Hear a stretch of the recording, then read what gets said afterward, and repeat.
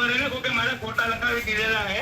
કાલે એક બે વાર કોલ આવ્યો તો સાંજે મને. તમારા નામે 200 મતદાર યાદીમાંથી નામ કાઢવા માટેની અરજી થઈ છે અને એ માણસ પોતે સ્વીકારે છે કે મારું નામે બોગસ નામે અરજીઓ થઈ છે.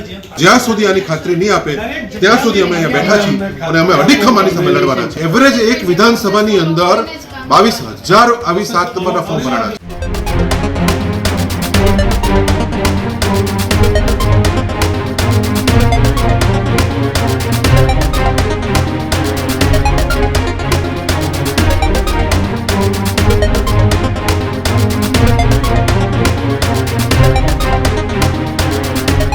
સુરેન્દ્રનગર કલેક્ટર કચેરીમાં કોંગ્રેસના પૂર્વ ધારાસભ્યો ઉપવાસ પર ઉતરી ગયા હોવાની વાત સામે આવી રહી છે. શહેરની કામગીરીને લઈને અનેક સવાલો જે છે તે પણ ઊભા કર્યા છે, ત્યારે કોંગ્રેસનો ઉગ્ર વિરોધ જોવા મળી રહ્યો છે. પૂર્વ ધારાસભ્ય નૌશાદ સોલંકી ઉપવાસ પર ઉતર્યા. ઋત્વિક મકવાણા પર ઓફિસમાં જ ઉપવાસ પર બેઠા હતા, જેને મતદાતાના નામો કમી કરવાની તજવીજોના આરોપ પણ લાગ્યા છે.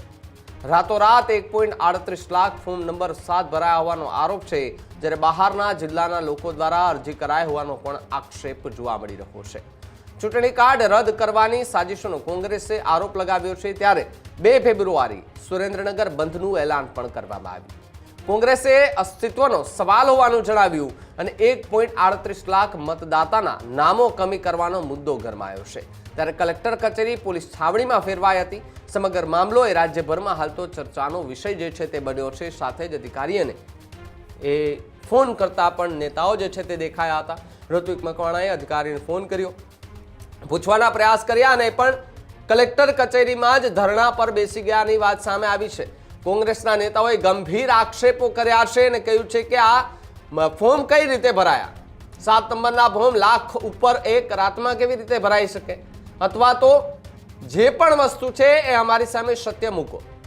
જો કોઈ ખોટું ન થયું હોય તો પછી અમે તમારી સાથે સહમત છે, વાત સાથે તમારી વાતને સમર્થન કરીશું, પણ જો ખોટું નીકળશો તો અમે વિરોધ કરીશું. આ પ્રકારની વાત કોંગ્રેસે કરી છે ને એસઆઈઆર મુદ્દે આજકાલ નહીં, પરંતુ જ્યારથી એસઆઈઆરનો મુદ્દો આવ્યો છે ત્યારથી કોંગ્રેસ દ્વારા અલગ અલગ રીતે વિરોધ પ્રદર્શન કરવામાં આવી રહ્યું છે ને અલગ અલગ મુદ્દાઓ જે છે તે લેવામાં આવી રહ્યા હશે. પરંતુ સુરેન્દ્રનગરમાં કોંગ્રેસના તમામ નેતાઓ ત્યાં પહોંચ્યા અને કલેક્ટર કચેરીએ પહોંચ્યા બાદ વાતનું નિરાકરણ ન આવતા ત્યાં જ એ આંદોલન ઉપર બેસી ગયા હતા અને ત્યાં ઓફિસની નીચે જ બેસતા મામલો જે છે તે ગરમાયો હતો. પોલીસને બોલાવવાની ફરજ પડી હતી. આખી કલેક્ટર કચેરી પોલીસ છાવણીમાં ફેરવાઈ ગઈ હતી. લોકોને આવવા જવામાં પૂછપરછ પણ કરવામાં આવી રહી હતી અને કોંગ્રેસના જે બહાર ઉભેલા નેતાઓ હતા તેમને પણ ત્યાંથી એ છૂટા કર્યા હતા. પરંતુ અંદર કેટલાક ધારાસભ્યો જે છે, પૂર્વ ધારાસભ્યો બધા જ લોકો ત્યાં બેઠા હતા. તે દરમિયાન ઉગ્ર બોલાચાલી થઈ હોવાના પણ દ્રશ્યો જે છે તે સામે આવી રહ્યા છે. ત્યારે પહેલા વિડીયો જુઓ કે જેની અંદર ઋત્વિક મકવાણાએ કોને ફોન કર્યો ને ત્યારબાદ એ પ્રતિક્રિયા પણ સાંભળો કે જેની અંદર કઈ માંગ સાથે કલેક્ટર કચેરીએ ગયા હતા અને ધરણા પ્રદર્શન કરવાની કોંગ્રેસને કેમ જરૂર પડી હતી.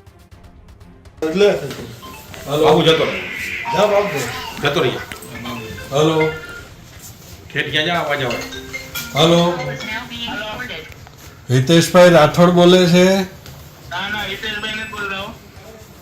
અચ્છા, કોણ બોલો છો? અરે કોનું કામ છે પણ ભાઈ? હિતેશભાઈ નથી બોલતા. આ થાનગઢમાં મતદાર યાદીમાંથી નામ કઢાવવા માટેના ફોર્મ બધા ભર્યા છે, એ આ નંબરથી ભરાણા છે. તમે કોણ બોલો છો? રાજકોટથી મહેશભાઈ? હા, તો નંબર એને કોકે મારે ખોટા લખાવી દીધેલા છે. કાલે એક બે વાર કોલ આવ્યો તો સાંજે મને. કાલે આવ્યા હતા ને? હા હા, તો આ નંબર ઉપર પોલીસ ફરિયાદ દાખલ કરે છે. એટલે હા, કે ભાઈ નંબર અહીંયા ખોટા લખાવેલા છે તો એમાં હું શું કરી દઉં? એવું છે? હા, હિતેશભાઈ મારું નામ નથી. તમારા નામે 200 મતદાર યાદીમાંથી નામ કાઢવા માટેની અરજી થઈ છે કે ભાઈ આ મતદારો બધા ખોટા છે એવી અરજી થઈ છે તમારા નામે. ફોર્મ નંબર 7 ભરાણા છે. પણ હું એમ કહું કે મારું નામ હિતેશભાઈ નથી, હું મહેશ બોલું, રાજકોટ થી. કાલે મેં કીધું કે એક બે ભાઈના ફોન આવ્યા હતા ને, હા, નંબર આમાં ખોટા લખાવેલા છે. બરોબર, ભલે ભલે. આજે ડેપ્યુટી ઇલેક્શન ઓફિસર સામે અને કલેક્ટર કચેરીમાં પોલીસ મિત્રોની હાજરીમાં આ જેણે ફોર્મ નંબર 7 ભર્યા છે સુરેન્દ્રનગરમાં થાનની અંદર એને ફોન કરવામાં આવ્યો અને એ માણસ પોતે સ્વીકારે છે કે મારું નામે બોગસ નામે અરજીઓ થઈ છે. અને ત્યારે આજે અમે અહીંયા કલેક્ટર કચેરીની અંદર ખાતરી માંગવા આવ્યા છીએ કે અમને 7 નંબરના ફોર્મની તમે અમને નકલ આપી દો. એ 7 નંબરના ફોર્મની અમે નકલ માટેની ખાતરી માંગવા માટે આવ્યા છીએ. એની આનાકાની થાય છે એટલે જ્યાં સુધી આની ખાતરી નહીં આપે ત્યાં સુધી અમે અહીંયા બેઠા છીએ અને અમે અડીખમ આની સામે લડવાના છીએ. કેટલા મતદાતા વધી ગયા ઘટાડવાની કવાયત? છેલ્લે 22,000 એવરેજ એક વિધાનસભાની અંદર 22,000 આવી 7 નંબરના ફોર્મ ભરાણા છે.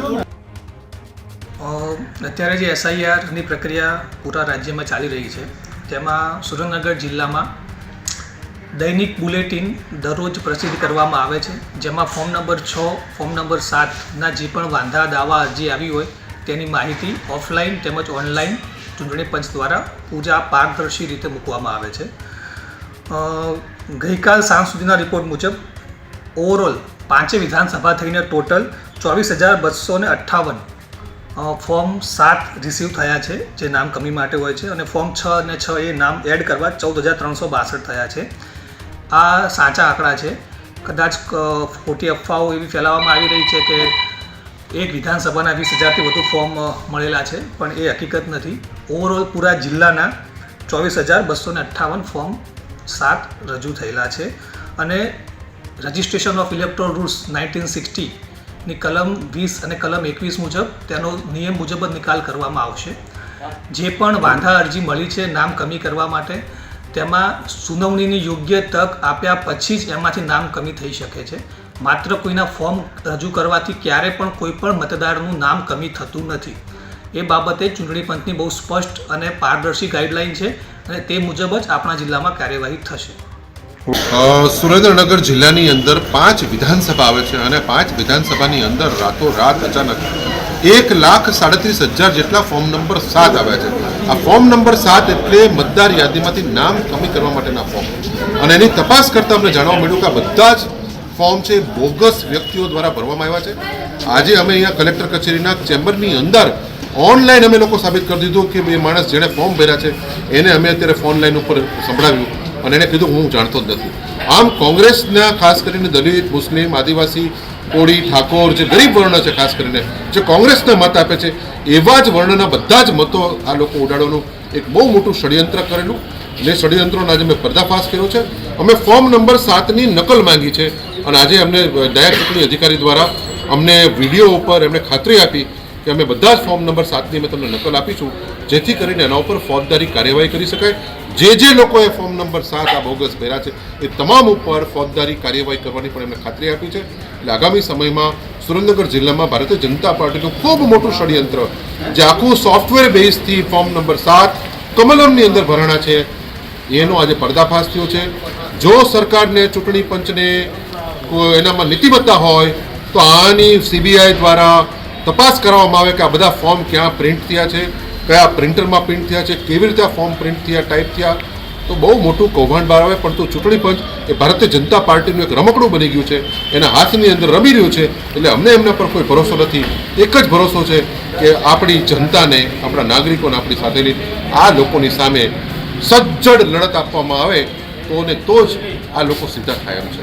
ચૂંટણી પંચની અંદર છેલ્લા 2 દિવસોની અંદર અચાનક એક સાથે લાખોની સંખ્યામાં ફોર્મ નંબર 7 રજૂ થયા.